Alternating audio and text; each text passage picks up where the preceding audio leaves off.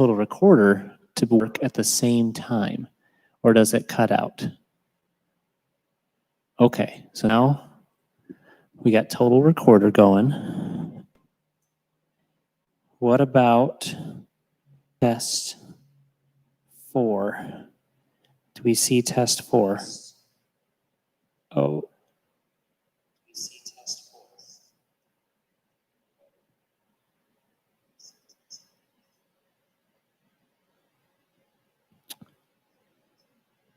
When you call me, Senorita, I wish that it wasn't so hard to leave you.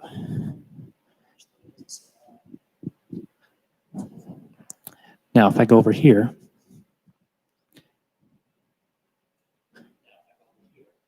is this mic working?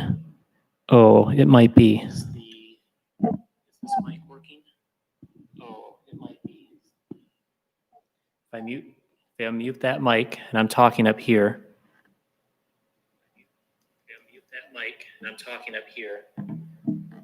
Nice. This sounds pretty clear. Nice. This sounds pretty clear. Nice. This sounds pretty clear.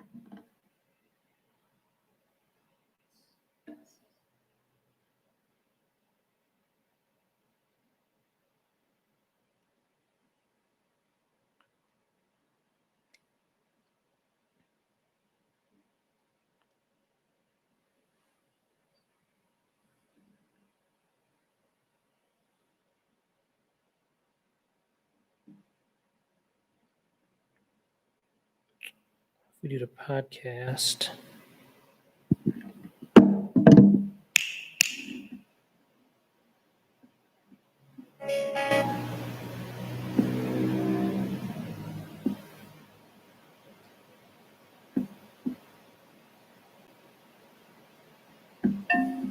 It's important in times of crisis to put people first.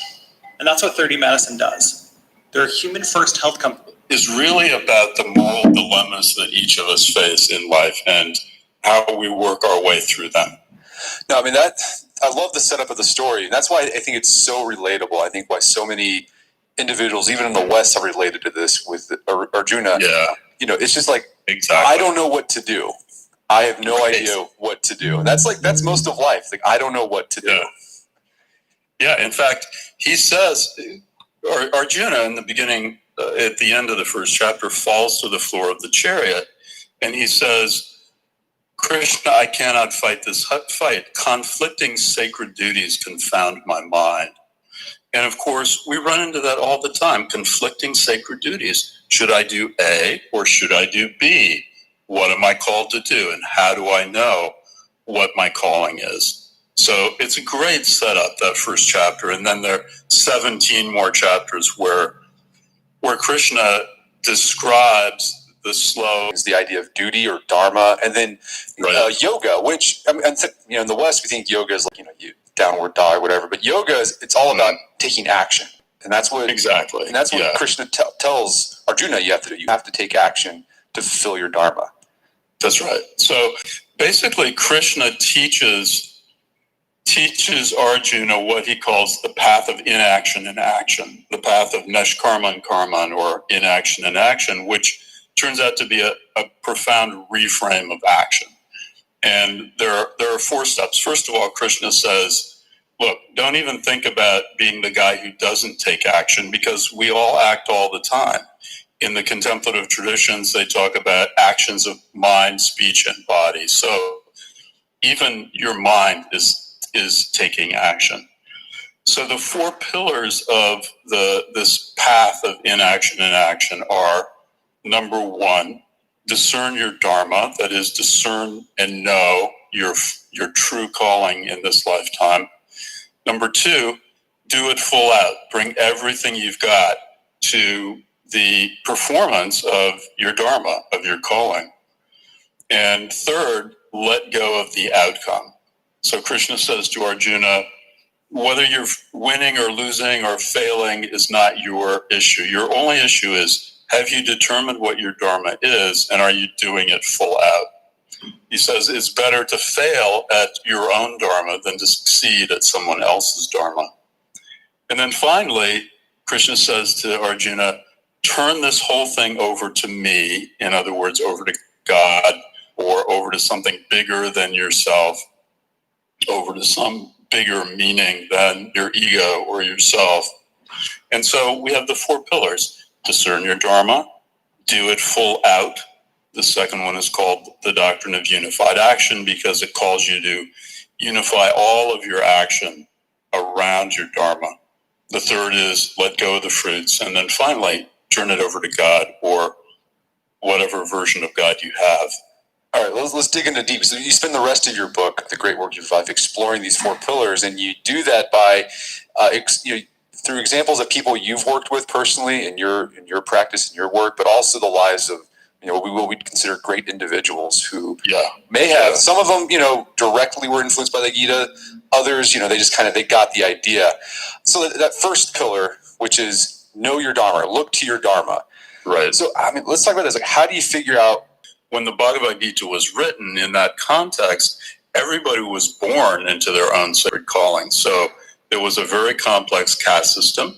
And Arjuna was born a warrior. It was his duty to be a warrior. That was called Svadharma. And of course, that kind of rigid duty to the social order and to your birth, it no longer applies in our culture.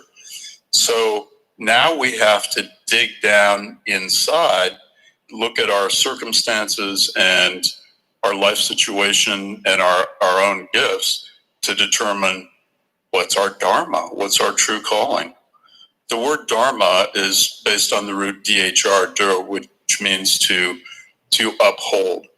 And the view that still translates to us is the idea that everybody has a responsibility to their particular set of gifts, their particular set of capacities.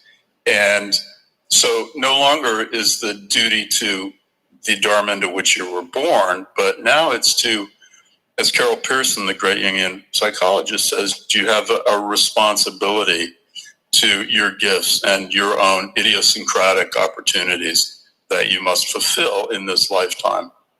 That reminds me of the idea that I think Pindar is a Roman poet. He said, become who you are. Like Nietzsche picked that up, and that idea of becoming who you are is looking at your situation. It might not mean your dharma might not be like, I'm going to be president of the United States. It could be even smaller than that. But if you find that, absolutely, you're supposed to go full out with it. Exactly. I like to say, because I'll tell you the truth, a lot of the time I spend with people looking at these notions is really spent on helping people to discern particular areas that I call useful hunting grounds for dharma. One is I often ask people the question, what's lighting you up? So the first question to ask yourself is, what is it out there in the world, in your life now, that's lighting you up, that gives you energy, that fascinates you, that draws you? That is not necessarily your dharma, but it's a very interesting finger pointing toward dharma. The second useful hunting ground I've found is very different from what lights you up. The question here is, what do you see as your sacred duty in this life? So sacred duty is something different. It may not necessarily light you up. It may. And I like to, the whole question of duty is complex. I like to say your duty is that thing which, if you do not do it, will result in a profound sense of self-betrayal on your part. And that definition of duty moves the locus of duty from the exterior, that is, duties that are foisted on us that we don't actually own.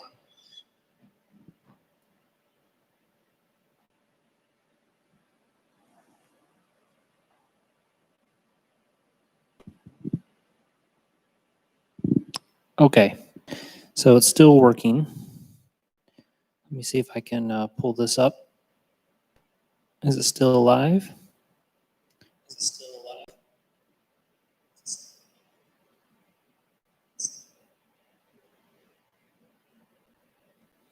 Okay, I think it might be. This might actually work out. assuming that our account gets verified and we can actually stream. Now, if I were to mount that thing higher, how long of a cable would I need?